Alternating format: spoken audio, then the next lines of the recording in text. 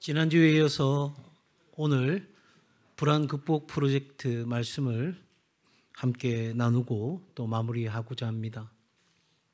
오늘 이 시대의 불안이 큰 문제가 되는 것은 내면에서, 내 안에 있는 내면에서 이것이 밖으로 공동체로 번져가고 또 개인에서 사회로 퍼져가기에 그 심각성이 매우 크다고 할 수 있습니다.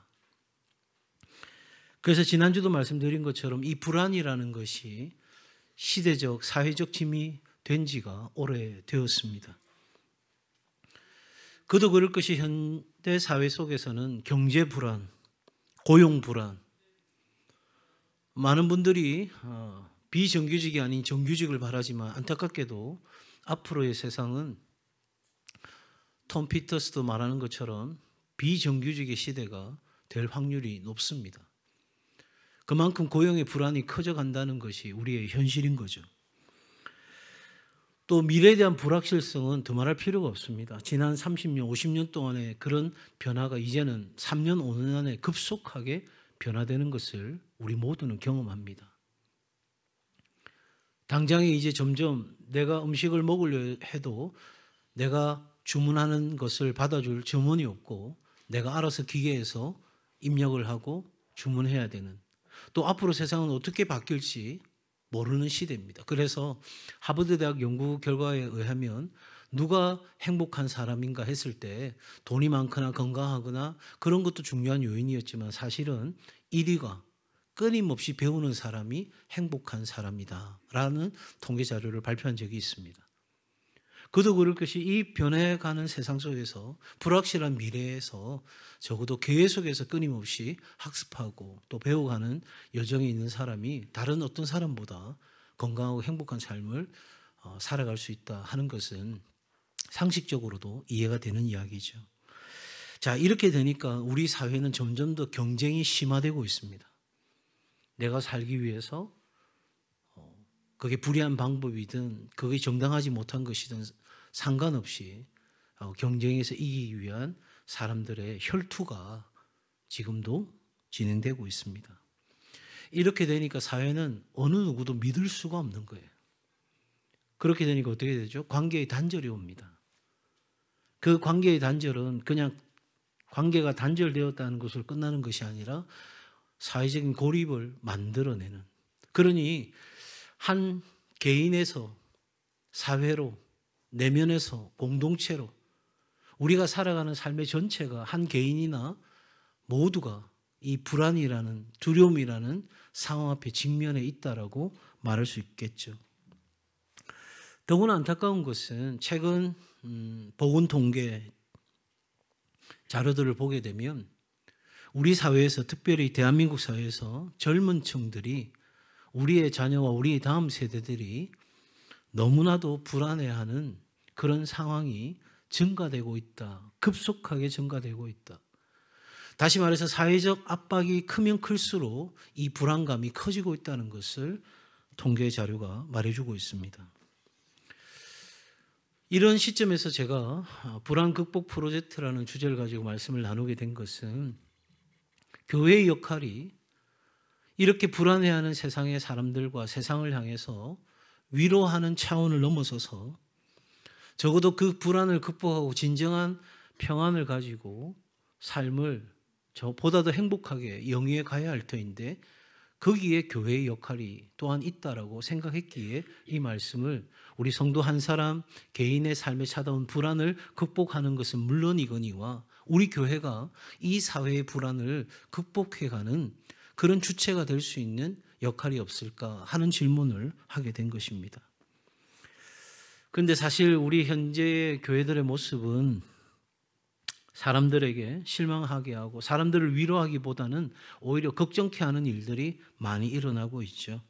그래서 사람들은 더 이상 교회에 기대를 갖지 않고 있습니다.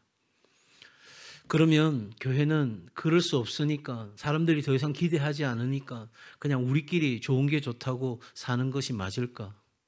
아닙니다. 비록 우리가 부족하고 연약할지라도, 사람들의 기대에 다 부응할 수는 없을지라도 적어도 교회는 교회다운 역할을 해야 하는 줄로 믿습니다. 그 책임이 저와 여러분에게 있는 거예요.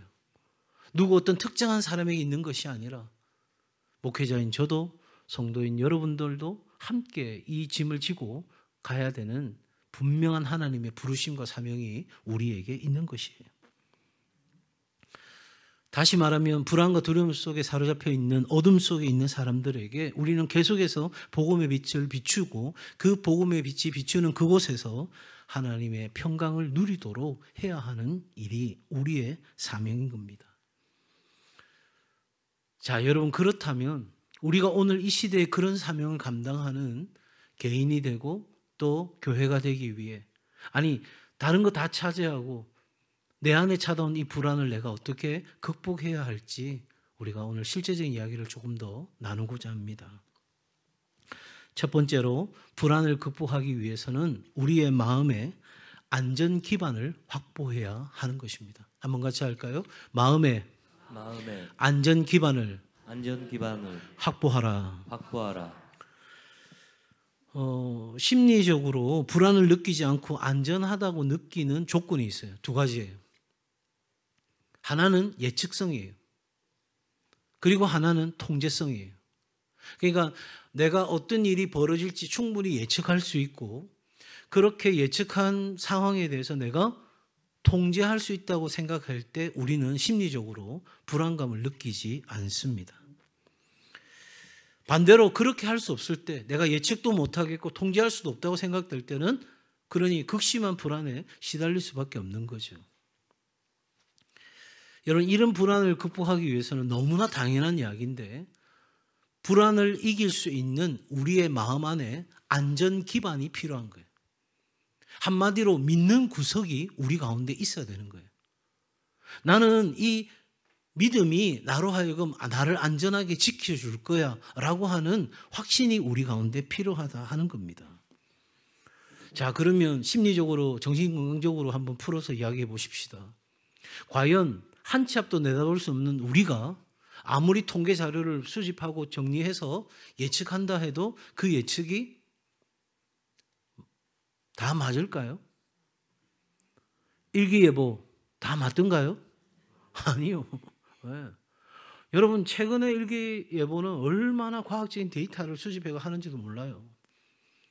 그래서 옛날하고는 완전히 다르죠. 비가 온댔다가 비가 안 오고 이런 일은 거의 없어요. 그런데도 그 수많은 데이터 정보를 가지고 추론해내서 결론적으로 우리에게 그 예측하여서 보도하고 있는데 틀리는 거예요.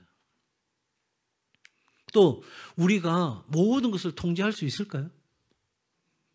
내 마음도 통제가 안 되는데 누구를 통제할 수 있단 말이에요. 자, 그러면 우리가 심리적으로 정신건강적인 측면에서 생각해 보면 예측도 할 수 없어, 통제도 할 수 없어. 그러니 목사님 이번 생에는 망했다는 이야기인 거죠. 그럼 다음 생에는 좀 달라질까요? 안타깝게도 다음 생에도 똑같은 겁니다. 자, 그래서 심리나 정신건강에서 이야기하는 이 불안을 극복하기 위한 프로젝트가 있어요. 어떻게 하는가? 첫 번째, 문제를 파악하는 겁니다. 문제를. 내 문제가 도대체 뭔지를 파악하는 거예요. 우리 공동체, 우리 사회의 문제가 뭔지를 파악하는 거예요. 그리고 두 번째, 거기서 규칙성을 발견하는 거예요. 아, 그때도 이랬고 지금도 이랬고 이랬으니까 이렇게 될 거야 라고 하는 어떤 규칙성을 찾아내는 거예요. 그러니까 여러분, 감기 또 이런 어떤 몸살 이런 것들을 가만히 조사해 보니까 하나의 규칙이 나왔어요. 뭐가? 면역력이 약하면 이런 어떤 바이러스나 여러 가지 공격을 받기가 쉽다. 그러니까 그런 규칙성을 찾아내고 문제를 파악한 뒤에 뭐를 할까요? 세 번째, 그 문제에 대한 대비를 하게 되는 거죠. 그래서 자, 면역력을 키우면 훨씬 더 건강할 수 있습니다. 그렇게 되면 어떻게 되죠? 우리 마음 안에 야, 면역력을 높이면 내가 감기나 몸살 이런 여러 가지 코로나나 이런 바이러스로부터 나를 지킬 수 있는 확률이 높아져. 그런 생각이 들면서 우리 마음 안에 낙관적인 생각이 드는 거예요. 괜찮아, 다 될 거야. 여러분, 충분히 이해가 되시고 고개가 끄덕여지는 프로세스죠. 그런데 여러분, 만약에 문제를 파악할 수도 없어요. 내가 뭐가 문제인지를 모르겠어요. 밥 안 먹을 거야? 학교 안 갈 거야? 문제가 뭘까요? 학부모는 야, 학교를 가야지. 학교를 왜 빠져? 야, 밥은 내가 아침부터 했는데 네가 안 먹으면 안 되는 거지. 부모는 그런 학부모가 아니고 아이가 학교 가기 싫은 이유가 뭘까? 밥을 먹지 않는 이유가 뭘까? 그 내면 안에 뭐가 있을까? 그걸 들여다보는 거예요. 여러분, 그런데 문제 파악이 안 돼요. 거기다가 규칙성?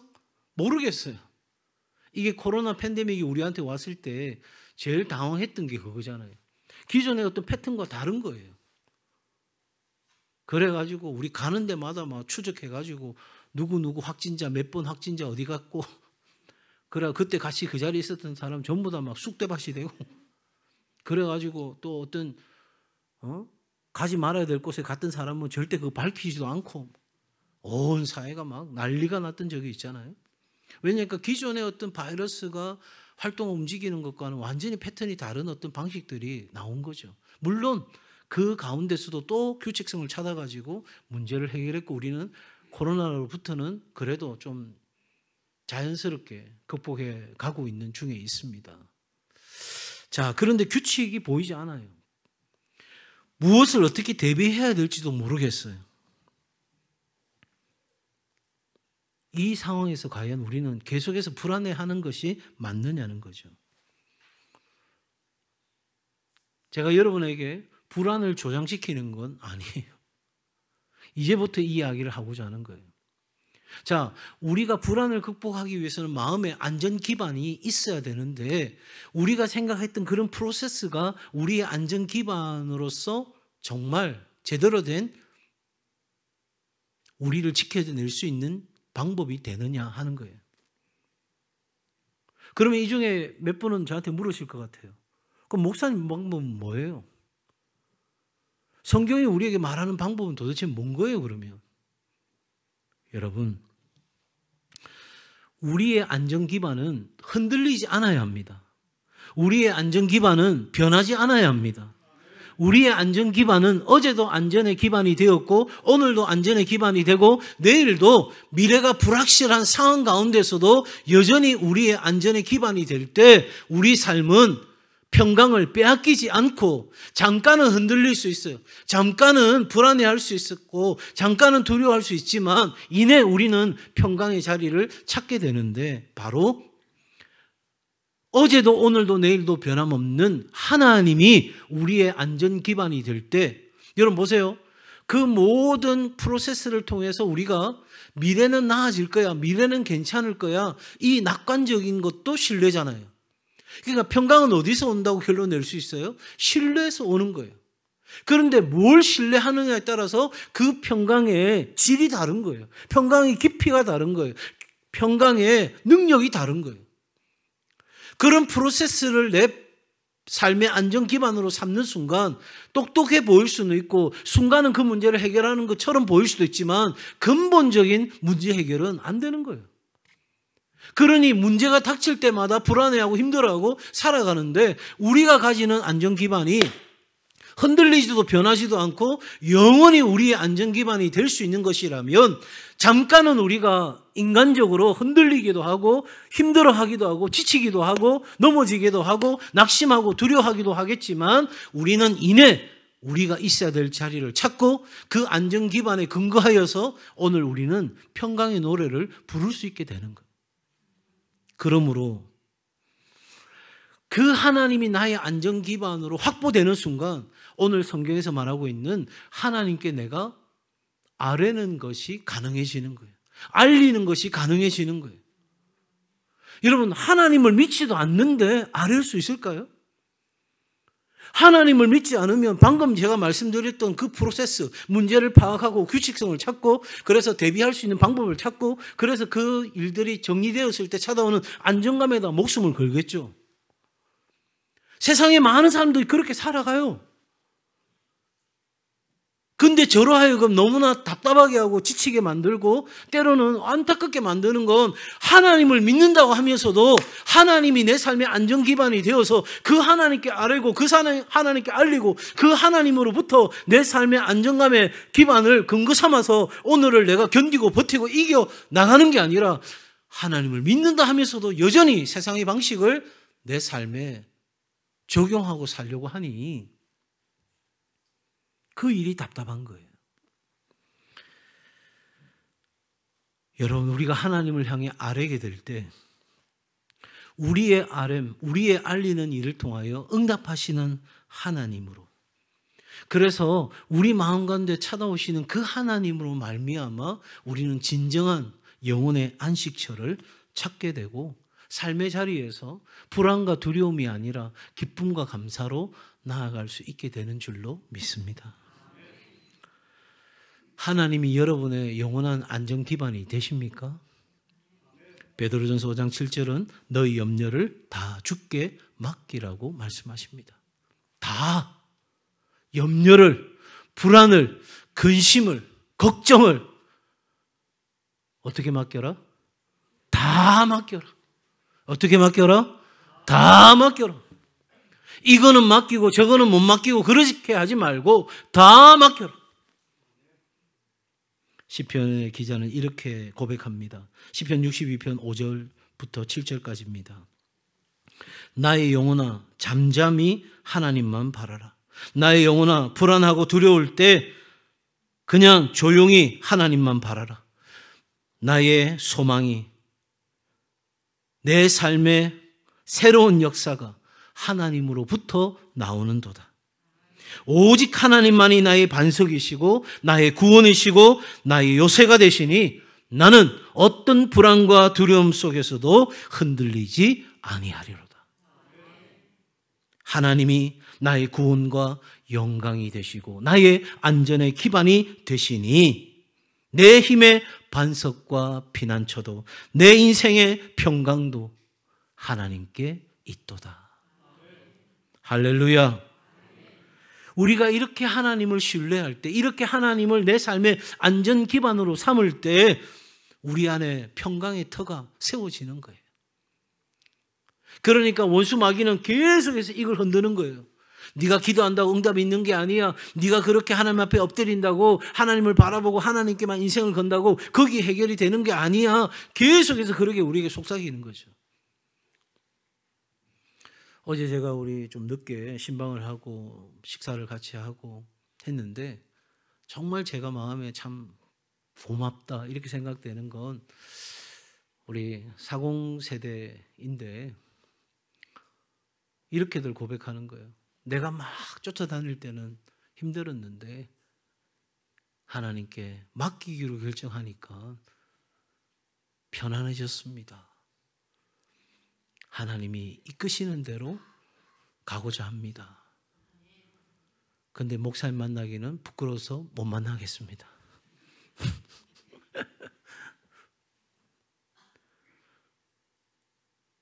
너무너무 힘든데 목사님. 그래서 이렇게도 해보고 저렇게도 해봤는데 이제는 그냥 하나님께 맡기고 굶으라면 굶고 먹으라면 먹고 그렇게 살기로 결정했습니다.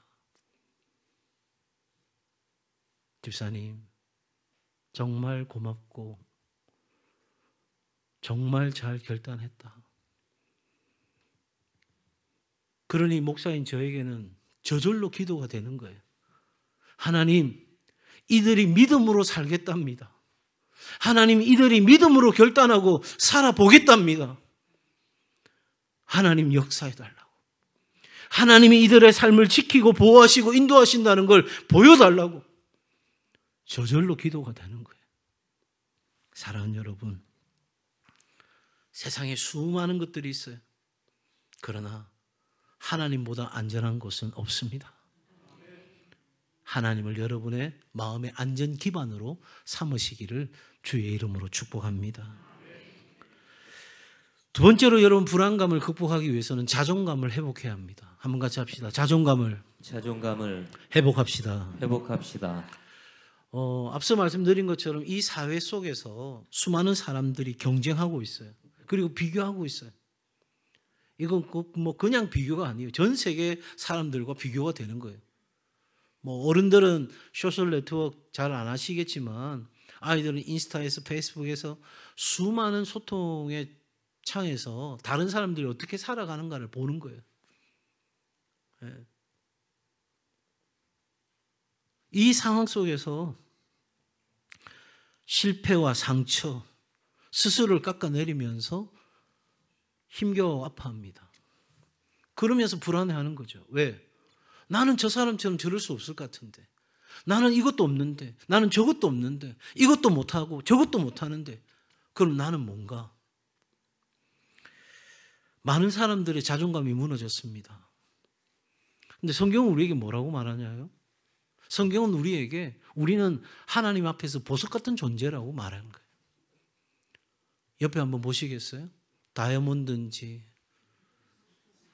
블루 사파이어인지 루비인지 뭐가 보이십니까?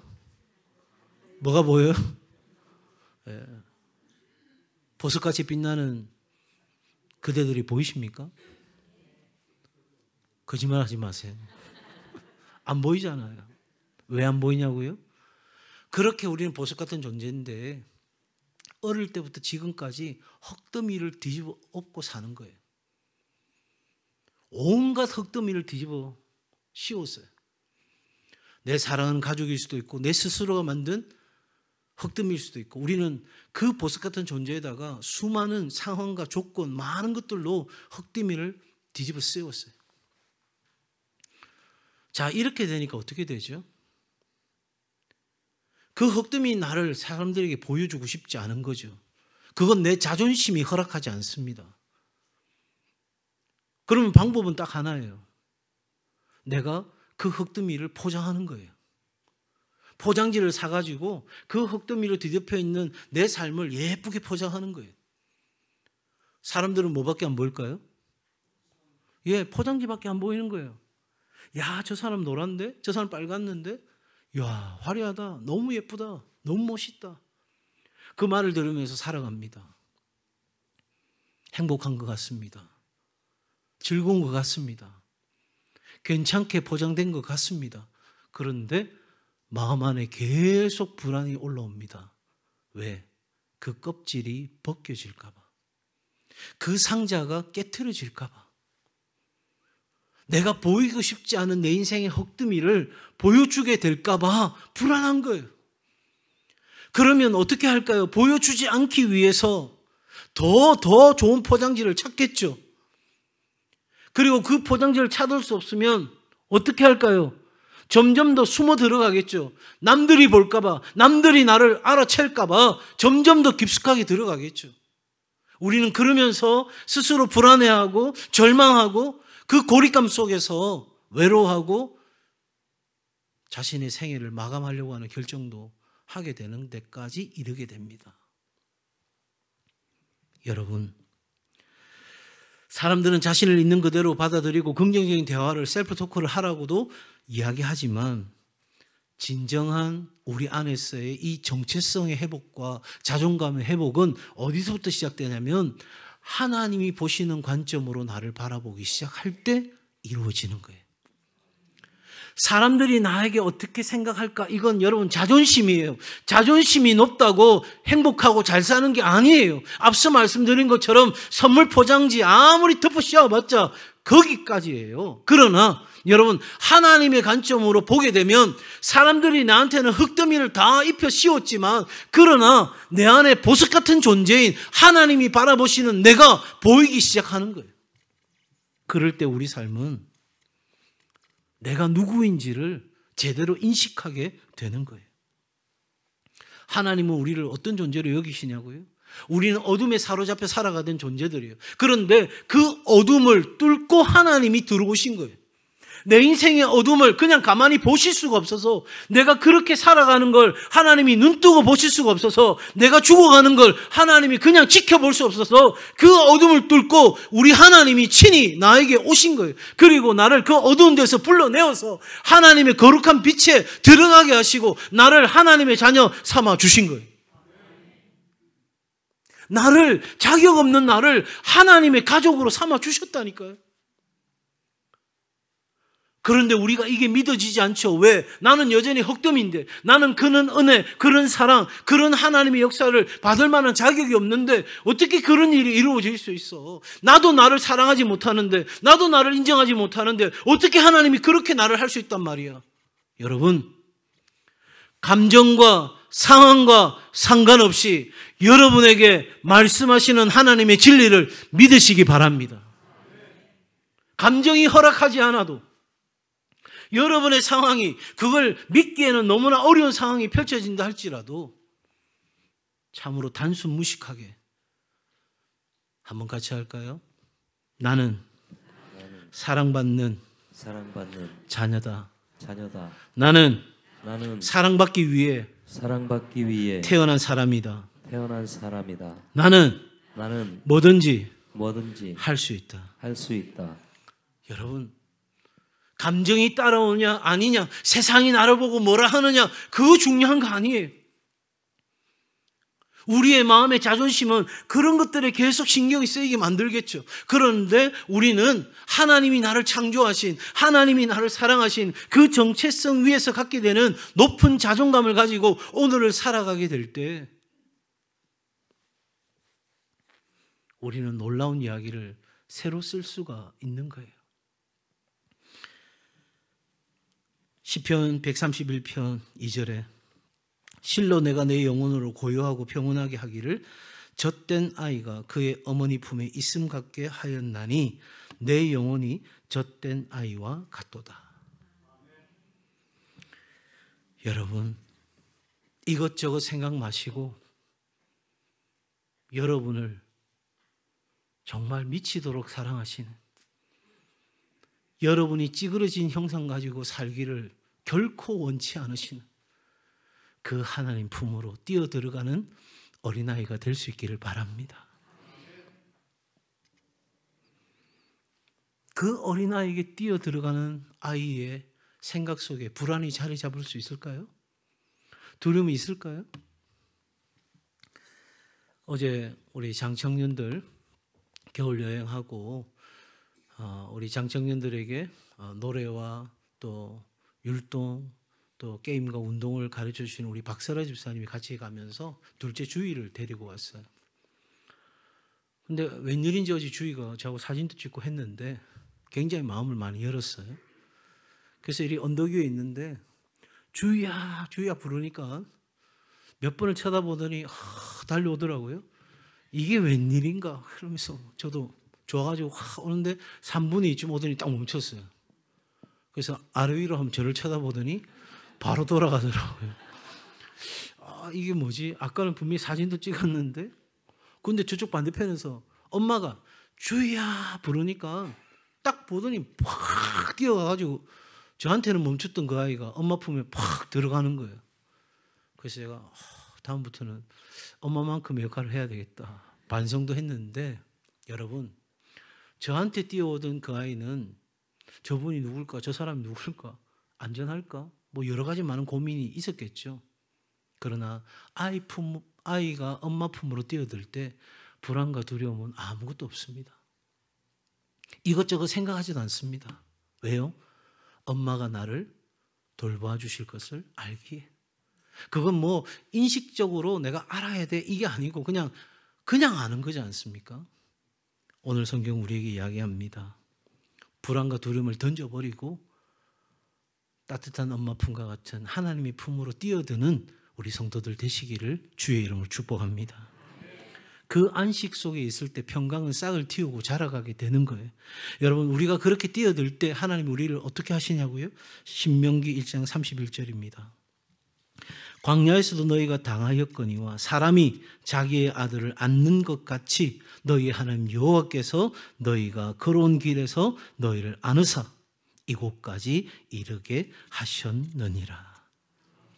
하나님은 우리를 안아주시는 분이십니다. 고단하십니까? 힘겨우십니까? 불안과 두려움, 낙심이 여러분 삶에 그림자처럼 드리워져 있습니까? 이 시간 내가 어떤 사람인지 세상이 나에게 뒤집어 씌운 흙더미가 아니라 나를 존귀하게, 나를 가장 가치 있게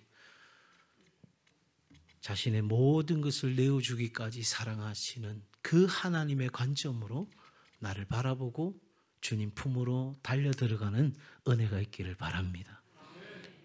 그러므로 여러분, 지금까지 내 인생의 매뉴얼을 내려놓아야 되는 거예요. 첫 단추 잘못 끼웠잖아요. 내가 흙더미 인생 가운데서 선물 포장하느라고 쌓아 내려간 그 인생의 매뉴얼 이제는 다 내려놓고 하나님의 관점으로 새로운 인생 매뉴얼을 써가는 것, 이것이 바로 마음과 생각을 지키는 일의 또 한 부분이 된다는 것을 기억하시면 좋겠습니다. 세 번째로 여러분, 감정과 생각, 관계의 영적 근육을 키우는 훈련을 하셔야 돼요. 한번 같이 할까요? 감정, 생각, 관계의 영적 근육을 키웁시다. 영적 근육을 키웁시다. 여러분, 오늘 사도 바울은 우리에게 기도와 간구로 아뢰라. 여러분, 기도와 간구로 아뢰을 때에 우리의 감정이 영혼의 호흡을 하게 되는 거예요. 이 기도와 간구를 말하지 않는 세상의 사람들은 뭐 6초 호흡법, 뭐 여러 가지 호흡법을 이야기하는데 여러분, 가장 좋은 호흡이 기도의 호흡인 거예요.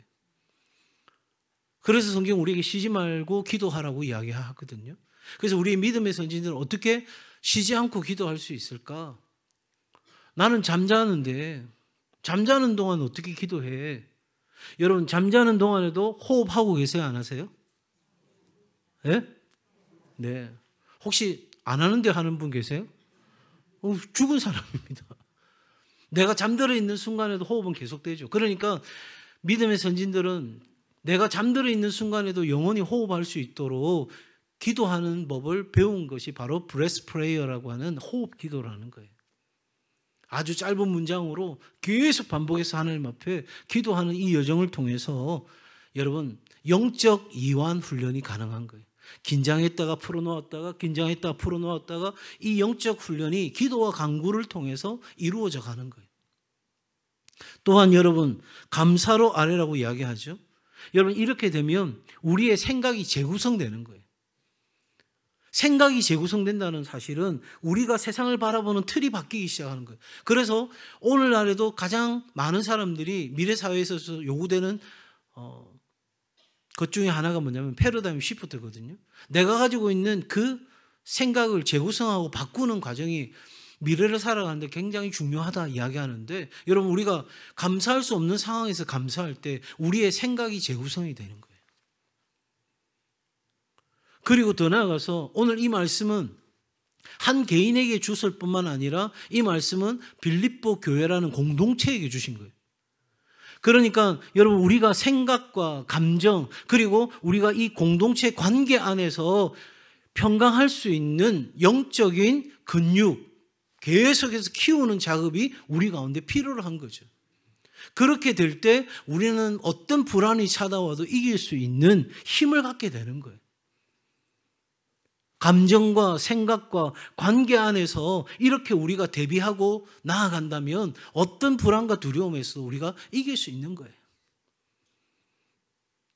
그러므로 여러분, 이 감정과 생각은 충분히 다 이해되실 거예요. 그런데 이 세 번째 관계라고 하는 건 우리가 서로를 위하여 기도하고 서로를 위로하고 서로를 치료하고 서로가 평강의 끈으로 묶여져서 함께 하나님 안에서 살아가는 법을 배우는 것이 바로 가족교회예요.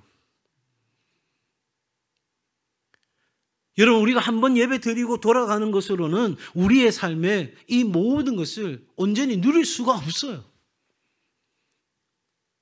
그렇게만 된다면 얼마나 쉽겠어요. 여러분, 가족교회 안에서 함께 울고 함께 웃고 함께 나누고 함께 세우고, 그렇게 우리는 나 혼자만의 불안이 아니라 우리 모두의 불안을 함께 연대해서 이겨내는 작업이 가능해져야 하는 것입니다. 마지막 네 번째로, 여러분, 이 불안을 극복하기 위해서는 그 영적 근육을 키우는데 지속적인 훈련이 필요한 거예요.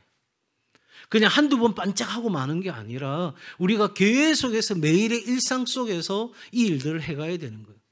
여러분, 존이라는 말 아시죠? 어떤 영역, 어떤 지대, 이런 말이거든요. 존 투 존의 원리가 우리 삶에 적용돼야 되는 거예요. 존 투 존이라는 건 지대에서 지대로, 영역에서 영역으로, 이 말이에요. 어디 나와 있는 단어는 아니에요. 여러분, 그 말이 무슨 말이냐면 우리가 세이프 존이라고 하잖아요. 안전지대라고 말하잖아요. 그러니까 그 안전지대에서 조금 더 넓혀가기 시작하는 거예요. 우리의 삶의 영역에 점점 더 넓혀가기 시작하는 거예요. 그러려고 하면 내가 지속적인 이 영적 훈련이 필요한 거죠. 일상의 훈련이 필요한 거예요. 그래야만 넓혀지지 않겠어요? 그렇게 넓혀지고 나면 여러분, 우리 근육에 있어서 제일 중요한 근육이 뭐예요? 코어 근육이에요. 코어 근육. 그게 흔들리면 모든 게 다 흔들릴 수밖에 없거든요. 그러니까 그 하나님을 안전 기반으로 삼았던 코어 근육이 계속해서 내 안에 넓혀져 가는 이 지속적인 훈련을 통해서 확장되어져 갈 때 우리 삶은 어떤 불안과 두려움이 찾아와도 이내 우리가 평안을 찾고 그 평강 가운데 나아갈 수 있는 힘을 얻게 되는 거예요. 사랑하는 여러분, 그러므로 오늘 우리의 삶에 이 훈련들이 때로는 어렵게 느껴지고 때로는 부담스럽게 느껴져도 계속해서 나를 위해, 너를 위해, 우리를 위해 이 지속적인 평강의 끈을 붙잡는 훈련을 할 수 있기를 주의 이름으로 축복합니다. 평강은 혼자 지켜갈 수 있는 게 아니에요. 평강은 나 혼자 잘한다고 되는 문제가 아니에요. 함께 지켜갈 수 있습니다. 그러기에 우리 교회가 불안해하는 이 세상에 평강의 끈을 내어줄 수 있을 만큼, 여러분, 이 섬김 프로젝트도 마찬가지예요. 이 세계 곳곳에 절망하는 아이들에게 우리가 이 평강의 끈, 사랑의 끈을 나누고자 하는 거예요. 우리가 가족교회를 통해서 이 평강을 함께 경험하는 공동체가 되고자 하는 것입니다. 그럴 때에 우리 교회 전체가 건강한 교회가 되고 불안해하는 세상에 대안적 공동체가 되어서 세상을 살리고 세상을 살맛나게 하는 그런 우리의 섬김과 사역이 될 줄로 믿습니다.